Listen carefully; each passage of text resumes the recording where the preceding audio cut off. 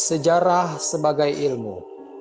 Sejarah dapat dikatakan sebagai ilmu karena memenuhi beberapa persyaratan berikut ini. Yang pertama adalah bersifat empiris berdasarkan fakta dari jejak pengalaman masa lalu. Sebagai contoh, di situs Sangiran ditemukan fosil rahang yang besar pada lapisan Pleistosen bawah dengan umur sekitar 2,5 juta tahun yang lalu oleh von Koenigswald.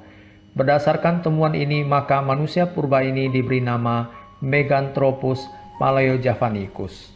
Yang kedua, sejarah mempunyai generalisasi hal-hal khusus menjadi kesimpulan umum untuk tujuan keilmuan dan penyederhanaan.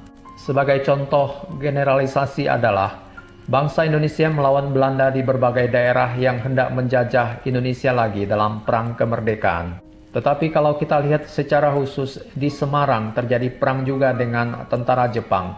Di Surabaya terjadi perang dengan tentara Inggris. Sehingga kita tahu bahwa generalisasi dalam ilmu sejarah bersifat ideografis yang unik dan khusus, berbeda dengan generalisasi ilmu alam yang bersifat nomotetis yang berlaku universal. Yang ketiga, sejarah mempunyai objek berupa aktivitas manusia di masa lalu. Selalu ada kaitan manusia dan waktu.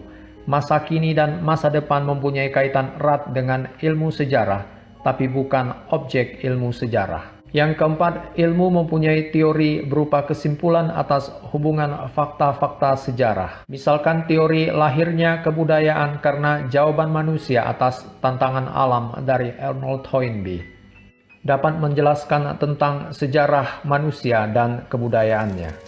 Yang kelima, sejarah mempunyai metode berupa heuristik, yaitu proses mengumpulkan sumber sejarah.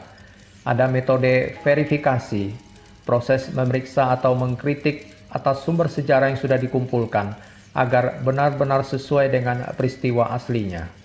Ada interpretasi, yaitu proses menafsirkan sumber sejarah dengan analisis dan sintesis. Dilanjutkan dengan historiografi, yaitu proses menulis sejarah.